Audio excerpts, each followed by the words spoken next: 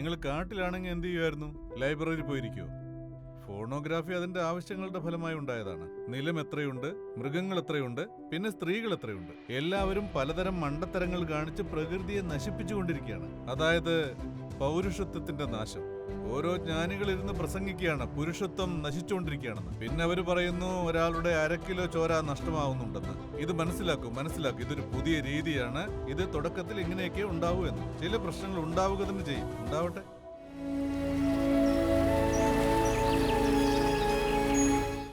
Sir നമസ്കാരം. Sir വഴി കാണിച്ചതുകൊണ്ട് എനിക്ക് ഒരുപാട് മാറ്റങ്ങൾ ഉണ്ടായിട്ടുണ്ട്.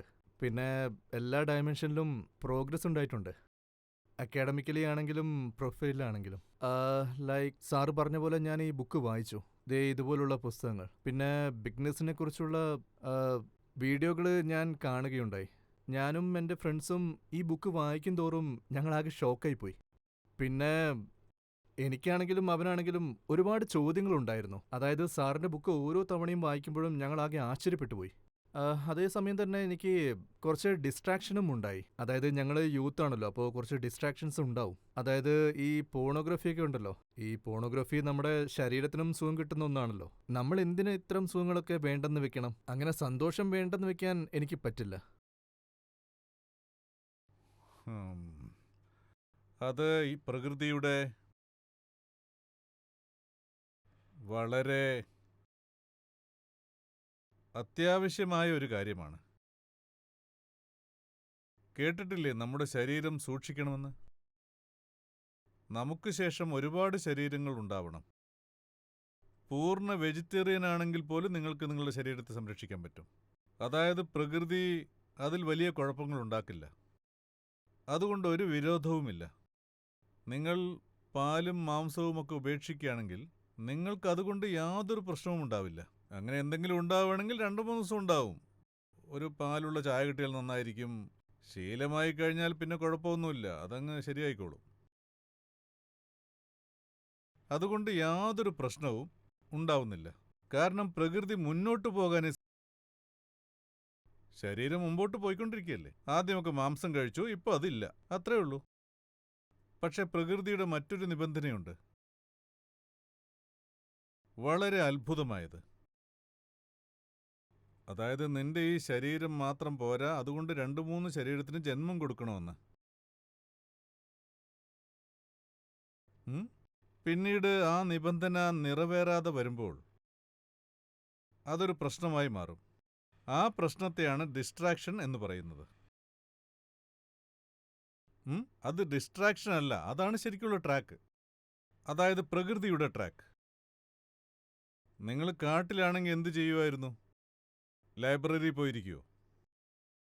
അങ്ങോട്ടും ഇങ്ങോട്ടും ഓടിക്കൊണ്ടിരിക്കും. ഈ പ്രായത്തിൽ വേറെ എന്ത് ചെയ്യാനാ? മരങ്ങളിൽ കയറുകയും ഇറങ്ങുകയും അതും ഇതൊക്കെ ചെയ്തുകൊണ്ടിരിക്കും. അല്ലാതെ ആഹാരവും വെള്ളവും കിട്ടിക്കഴിയുമ്പോൾ പിന്നെ സെക്സ് ആവശ്യം വരും. അത് കഴിഞ്ഞ് ആരുമായിട്ടെങ്കിലും വഴക്കുണ്ടാക്കും. പിന്നെ ആഹാരം അന്വേഷിച്ചിറങ്ങും. ചിലപ്പോൾ കിട്ടിയെന്ന് വരും, കിട്ടിയില്ല എന്ന് വരും, ചിലപ്പോൾ കൂടുതൽ കിട്ടും. ഇന്ന് ശരീരത്തിന് നല്ല ആരോഗ്യമുണ്ട്, നല്ല ഭക്ഷണം കഴിച്ചിട്ടുണ്ട്, തുള്ളിച്ചാടാൻ തോന്നും. പിന്നെ സെക്സും കിട്ടിയാൽ.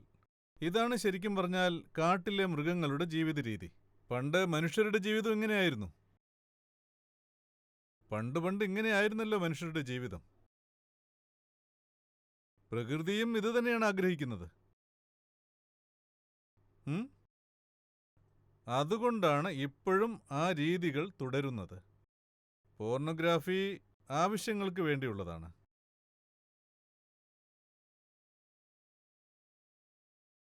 അതിനുശേഷം നമ്മുടെ സംസ്കാരം മാറി. പക്ഷെ ഉള്ളുകൊണ്ട് ഇപ്പോഴും നമ്മൾ കാട്ടിൽ താമസിക്കുന്നവരാണ്. അതായത് നമ്മൾ വളർച്ചയുടെ കാര്യം നോക്കുകയാണെങ്കിൽ, അതായത് റെവല്യൂഷണറി ടൈം സ്കെയിലിൽ നമ്മൾ ഇന്നലെ അല്ലെങ്കിൽ മിനിഞ്ഞാന്ന് വരെ കാട്ടിലാണ് താമസിച്ചിരിക്കുന്നത്. മനുഷ്യൻ 10,000 വർഷങ്ങൾക്ക് മുമ്പാണ് കൃഷി ചെയ്യാൻ തുടങ്ങിയത്.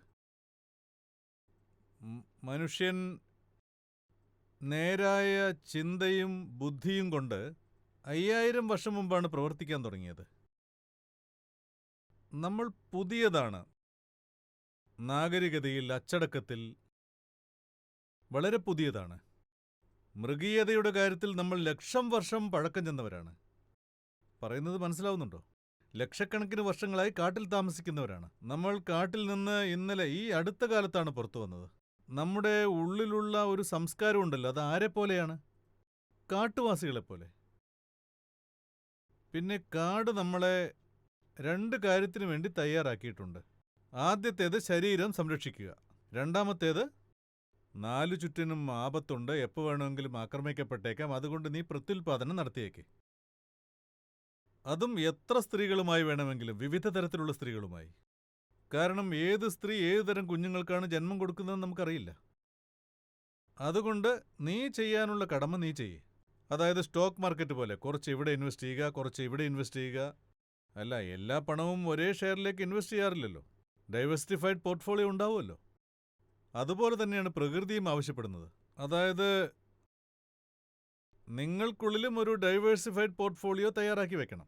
കുറച്ച് ഇവിടെ, കുറച്ച് ഇവിടെ, കുറച്ച് അവിടെ. നല്ല റിട്ടേൺ എവിടുന്നാ വരുന്നതെന്നറിയില്ല. ഇതെല്ലാം ഒരു പഴയ രീതിയാണ്, ഇതാണ് നടക്കുന്നത്. പിന്നെ നമ്മുടെ ശരീരത്തിൽ മാറ്റങ്ങൾ ഉണ്ടാവാനും കുറച്ച് സമയമെടുക്കും. ഈ ഒരു കാര്യത്തിൽ നിങ്ങൾ വളരെയേറെ ശ്രദ്ധിക്കണം.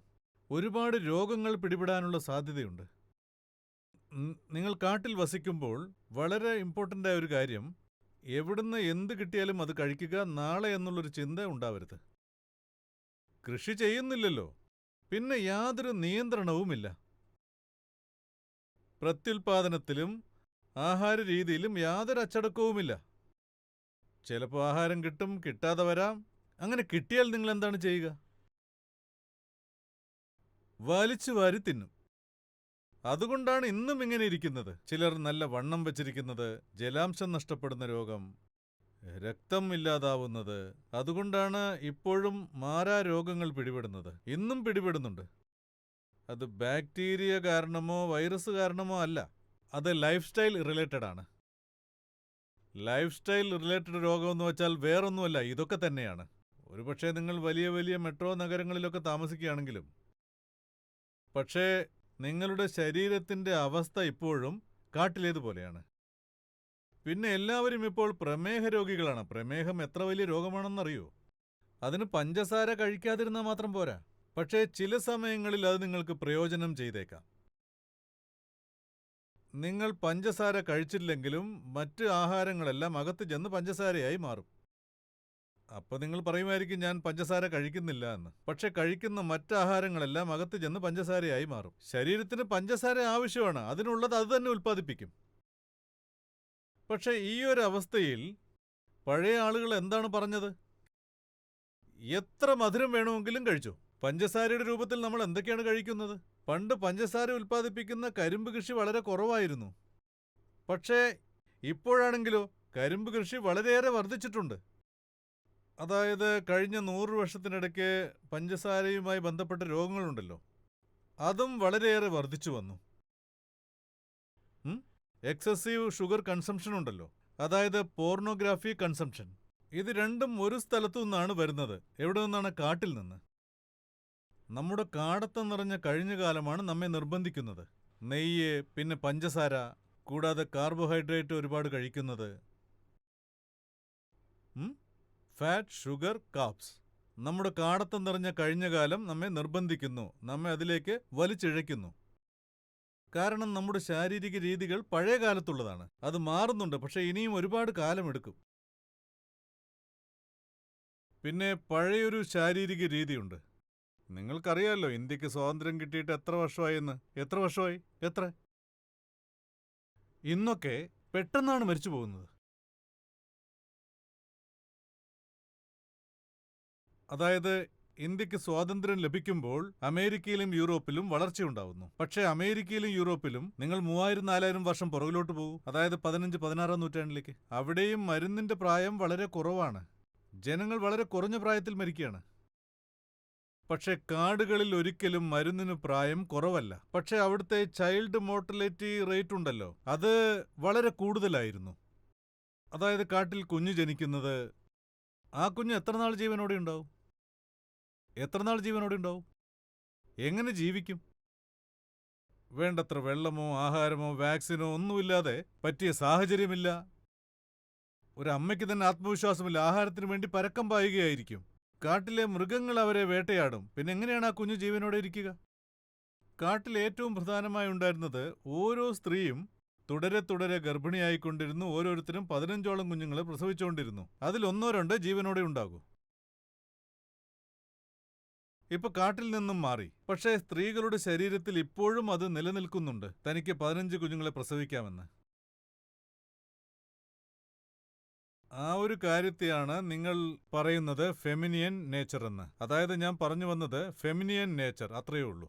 കാട്ടിൽ നിന്ന് നമുക്ക് കിട്ടിയ ശാരീരിക ക്ഷമത, ദ ഏർജ് ടുവേർഡ്സ് മദർഹുഡ്, അത് വേറൊന്നുമല്ല.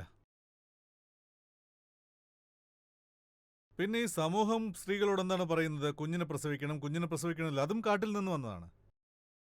അതൊരിക്കലും ഒരു സ്ത്രീക്ക് വേണ്ടി മാത്രമല്ല, സമൂഹത്തിനും വേണ്ടിയുള്ളതാണ്. സ്ത്രീകൾ കുഞ്ഞുങ്ങളെ പ്രസവിക്കുന്നത് കുറയുമ്പോൾ അതെല്ലാവർക്കും വിഷമമുണ്ടാക്കും. ഒരു വംശം തന്നെ ഇല്ലാതാവും. ഞങ്ങൾ കാട്ടിൽ നിന്നും പുറത്തു വന്നു, പക്ഷേ കാടത്തം നമ്മുടെ ഉള്ളിൽ നിന്നും പുറത്തു പോയിട്ടില്ല. അതുകൊണ്ട് നമ്മുടെ ഒരു ജീവിത രീതി ഉണ്ടല്ലോ, അതിൽ ഇപ്പോഴും ആ മൃഗീയത, കാടത്തം നിലനിൽക്കുന്നുണ്ട്. അത് നമ്മുടെ ആഹാര രീതിയാണെങ്കിലും ശരി, സെക്ഷൽ ബിഹേവിയർ ആണെങ്കിലും ശരി, നമ്മുടെ പോർണോഗ്രാഫി ആണെങ്കിലും ശരി, എല്ലാം നമുക്ക് അവിടെ നിന്ന് കിട്ടിയതാണ്. പിന്നെ ഈ ഒരു കാര്യം കൂടിയുണ്ട്, സ്ഥലങ്ങളെല്ലാം തന്നെ കയ്യേറുക. സ്ഥലം.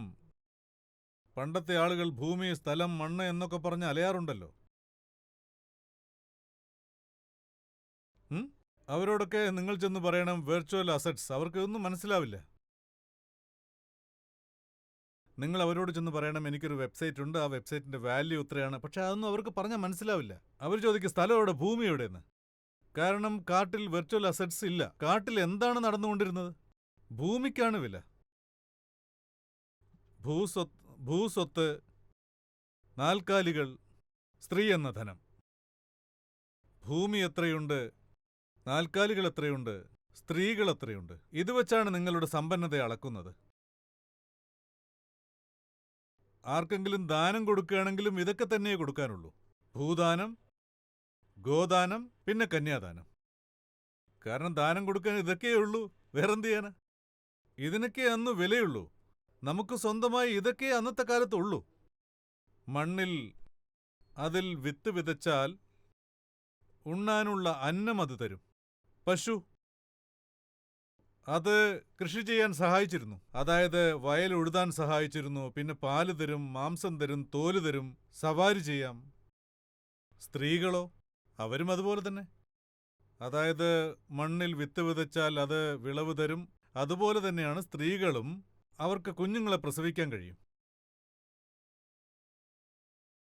ഇതായിരുന്നു നമ്മളുടെ മാനസികാവസ്ഥ. നമ്മുടെ ഉള്ളിലെ എല്ലാത്തരം ചിന്താഗതികളും നമുക്ക് കാട്ടിൽ നിന്നും കിട്ടിയതാണ്. മനസ്സിലായല്ലോ?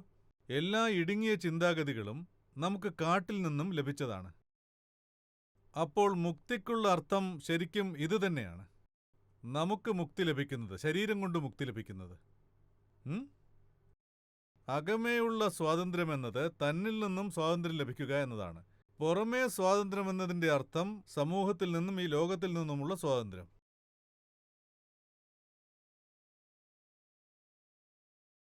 ഇനി ഇതുപോലെയുള്ള കാര്യങ്ങൾ കാണുകയാണെങ്കിൽ കണ്ണാടി നോക്കി പറയണം ഞാനാണ് എന്ന്. Nothing that the primitive urge to reproduce. ശരിക്കും പറഞ്ഞാൽ അതാണ് പോർണോഗ്രാഫി. ഇനി എന്തും നിങ്ങളുടെ ഇഷ്ടം പോലെയാകാം. മറച്ചു വയ്ക്കുന്നത് ഒരിക്കലും ഒരു ധാർമ്മിക രീതിയല്ല. എന്തു വേണമെങ്കിലും ചെയ്തോളൂ, പക്ഷെ മനസ്സിലാക്കി വേണം അത് ചെയ്യാൻ. അറിയുന്ന കാര്യങ്ങൾ ചെയ്യുമ്പോൾ തെറ്റ് ഏതാണോ അത് നമുക്ക് ചെയ്യാൻ തോന്നില്ല. മനസ്സിലാവുന്നുണ്ടോ? മറ്റ് മോറൽ സാങ്ഷൻസ് ഒന്നുമില്ല, മറ്റുള്ളവര് എന്തു വിചാരിക്കുമെന്നെല്ലാം ഓർത്ത്. ചില ജ്ഞാനികൾ വന്ന് പ്രസംഗിക്കാറുണ്ട് പുരുഷത്വം നശിച്ചുകൊണ്ടിരിക്കുകയാണെന്ന്. പുരുഷത്വം നശിച്ചുകൊണ്ടിരിക്കുകയാണെന്ന്. പല പ്രശസ്തരായ ജ്ഞാനികളും പറയുന്നു പുരുഷത്വം നശിക്കുകയാണെന്ന്. പിന്നെ പറയുന്നു നിനക്ക് 1/2 കിലോ രക്തത്തിന്റെ കുറവുണ്ട് എന്ന്. അതെല്ലാം തന്നെ ആവശ്യമില്ലാത്ത കാര്യങ്ങളാണ്. ഉം? പോർണോഗ്രാഫിയെക്കുറിച്ച് പറയുകയാണെങ്കിൽ ഒന്നേയുള്ളൂ, സ്വയംഭോഗം. അത് നല്ലതാണോ ചീത്തയാണോ ഇതൊന്നും ധാർമ്മിക അടിസ്ഥാനത്തിൽ നിർണ്ണയിക്കാനാവില്ല. അത് ഒരു കാര്യത്തിലൂടെ തീരുമാനിക്കാനാവൂ. അവന്റെ ആഗ്രഹം, അതായത് ഏർജ് ഉണ്ടല്ലോ, അത് എവിടെ നിന്നാണ് വരുന്നത്? നമുക്ക് എങ്ങനെ കരുതാം, ഇതെല്ലാം കാട്ടിൽ നിന്ന് നമുക്ക് കിട്ടിയതാണെങ്കിൽ അങ്ങനെ തോന്നിയാൽ നമ്മുടെ പെരുമാറ്റത്തിലൊരു മാറ്റമുണ്ടാകാം. അല്ലാതെ നിങ്ങൾ ധാർമ്മികത നിലനിർത്തണമെങ്കിൽ അത് സമ്മതിച്ച് സെക്ഷൽ ഏർജ് സെപ്പറേഷൻ ചെയ്യണം. അതുകൊണ്ട് ലാഭമൊന്നും ഉണ്ടാകില്ല. മനസ്സിലാക്കുക എന്നതാണ് ഇതിനുള്ള പരിഹാരം. നിർബന്ധിച്ചൊന്നും ചെയ്യിക്കരുത്.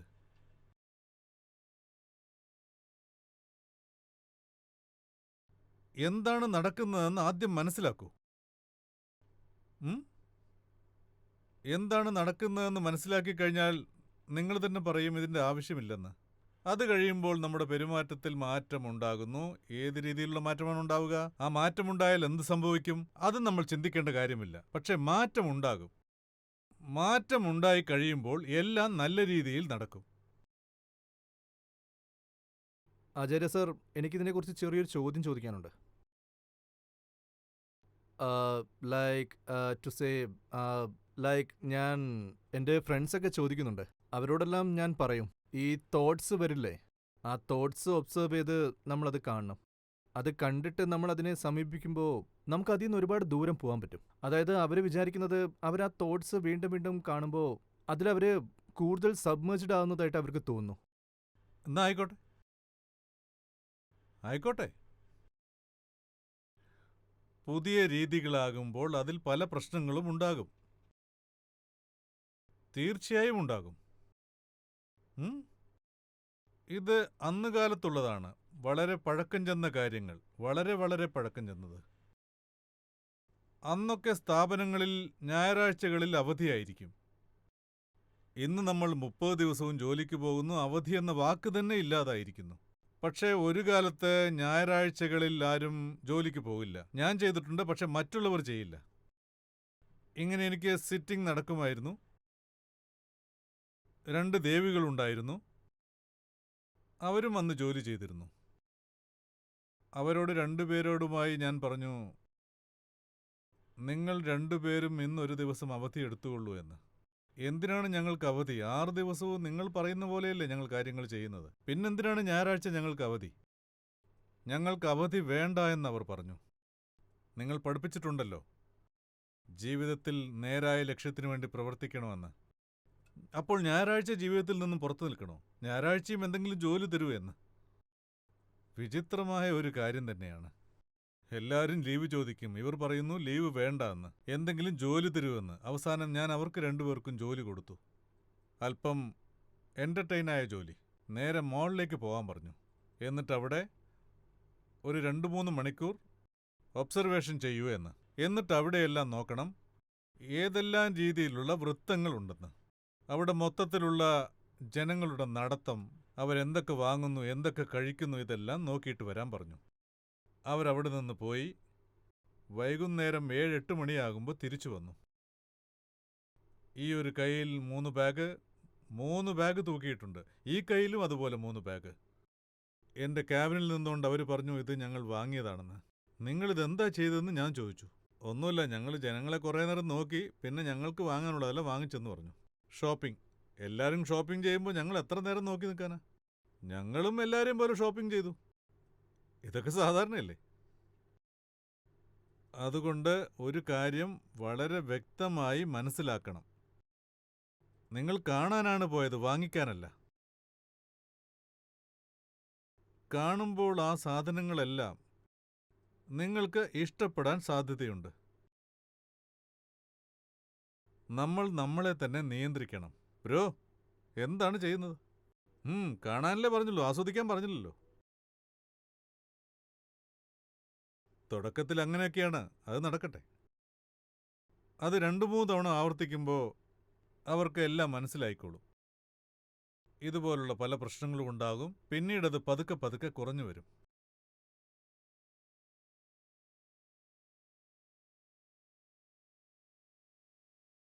നിങ്ങളൊരു കാര്യം ആദ്യം കാണുമ്പോൾ നിങ്ങൾക്ക് അതിനെക്കുറിച്ച് പൂർണ്ണമായി മനസ്സിലാവില്ല. കാണെ നിങ്ങൾക്ക് അതിനെക്കുറിച്ച് പൂർണ്ണമായി അറിയൂ. ഉം? ഞാൻ ഒന്നുകൂടെ പറയാം, യാതൊരു ധാർമ്മികതയുടെ അടിസ്ഥാനത്തിലല്ല ഞാൻ ഇത് പറയാൻ പോകുന്നത് പോർണോഗ്രാഫിയെക്കുറിച്ച്. ഞാൻ പറയുന്നത് ആദ്യം മനസ്സിലാക്കൂ. നിങ്ങളുടെ ഓരോ വികാരവും എവിടെ നിന്നാണ് വരുന്നത്, നിങ്ങളുടെ ഉള്ളിൽ നിന്നാണോ, അതാദ്യം നിങ്ങൾ മനസ്സിലാക്കണം. അതിലെന്തെങ്കിലും പ്രയോജനകരമായതുണ്ടെങ്കിൽ,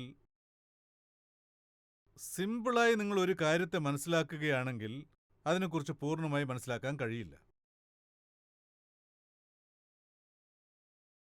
നിങ്ങൾക്കറിയാത്ത കാര്യത്തിനാണ് നിങ്ങൾ കൂടുതൽ ശ്രദ്ധയും മഹത്വവും പ്രാധാന്യവും കൊടുക്കുന്നത്, നിങ്ങൾക്ക് അറിയാത്ത കാര്യങ്ങൾക്ക് വേണ്ടി.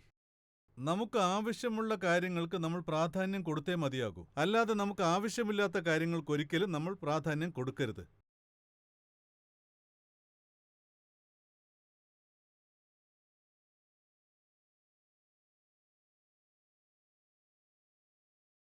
ജീവിതത്തിന് പ്രയോജനമുള്ള കാര്യങ്ങൾ മാത്രം മനസ്സിലാക്കൂ.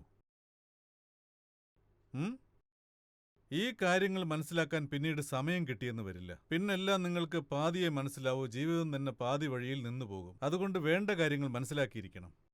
ജീവിതത്തിന്റെ ചില സമയങ്ങളിൽ നമ്മൾ ഒറ്റപ്പെട്ടു പോകും. അതായത് ഒരു പിടിയുമില്ല, ഇങ്ങനെയൊക്കെ ചോദിക്കേണ്ടി വരും. അങ്ങനെയുള്ള ഒരു ചോദ്യമാണിതും. പോർണോഗ്രാഫി, പിന്നെ മാസ്റ്റർബേഷൻ, ഇതുപോലുള്ള ചോദ്യങ്ങൾ ഒരുപാടെണ്ണം വന്നിട്ടുണ്ട്.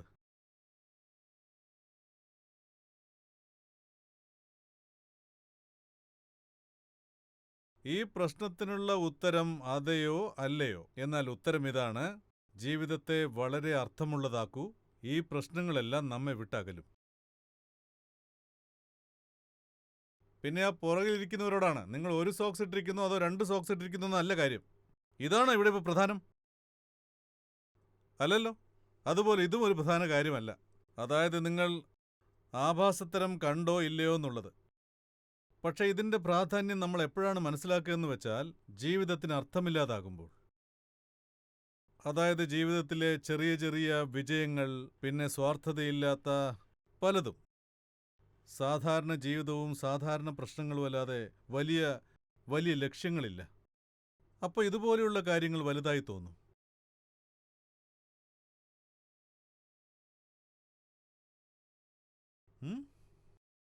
ആചാര്യ, എനിക്ക് മൂക്കൊലിപ്പുണ്ട്, എന്ത് ചെയ്യണമെന്ന് ചോദിച്ചാലോ? ഇതൊരു ചോദ്യമാണോ? മൂക്കൊലിക്കുന്നു, എന്തു ചെയ്യണമെന്ന് നിങ്ങൾ തന്നെ പറയൂ. നിനക്ക് വേണമെങ്കിൽ തുടച്ചോ. തുടച്ചാലും തുടച്ചില്ലെങ്കിലും അതിലെന്താണ് വ്യത്യാസം?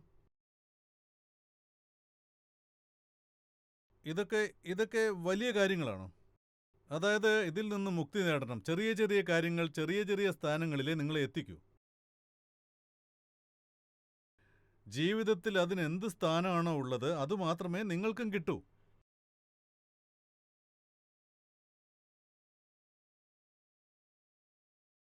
നിങ്ങൾ ശരിയായ രീതിയിലുള്ള ഒരാളെ കണ്ടുമുട്ടുകയാണെങ്കിൽ നിങ്ങൾ അയാളോട് പോയി ചോദിക്കുമോ, സാർ നിങ്ങൾ ആഭാസത്തരം കാണുന്നുണ്ടോ എന്നൊക്കെ?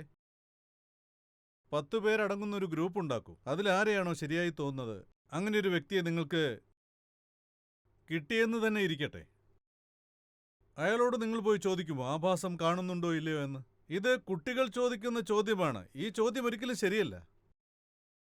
അവരുടെ ജീവിതത്തിലെ ഏറ്റവും പ്രധാനപ്പെട്ട കാര്യങ്ങളെക്കുറിച്ചോ അല്ലെങ്കിൽ മറ്റെന്തെങ്കിലും കാര്യങ്ങളെക്കുറിച്ചോ അല്ലേ നിങ്ങൾ സംസാരിക്കൂ. അല്ലാണ്ട് ആഭാസത്തരം കണ്ടോ ഇല്ലയോ എന്ന് ചോദിക്കുമോ?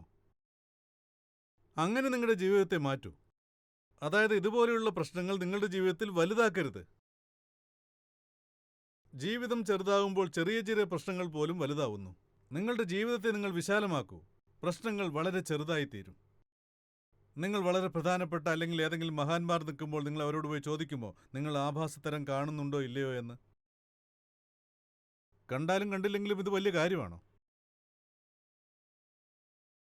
അദ്ദേഹത്തിന്റെ മഹത്വം അതിലാണോ ഉള്ളത്? അല്ല, കണ്ടാൽ അതിലുണ്ടോ, കണ്ടില്ലെങ്കിൽ അതിലുണ്ടോ? പ്രശ്നം ഹീനമാണ്, മോശമാണ്. ഈ പ്രശ്നം നമ്മൾ കണ്ടില്ലെന്ന് നടിക്കണം, അതിനെ അതിന്റെ പാട്ടിന് വിടണം. ജീവിതത്തിൽ ഇതുപോലുള്ള കാര്യങ്ങൾ ചെറുതായിരിക്കണം.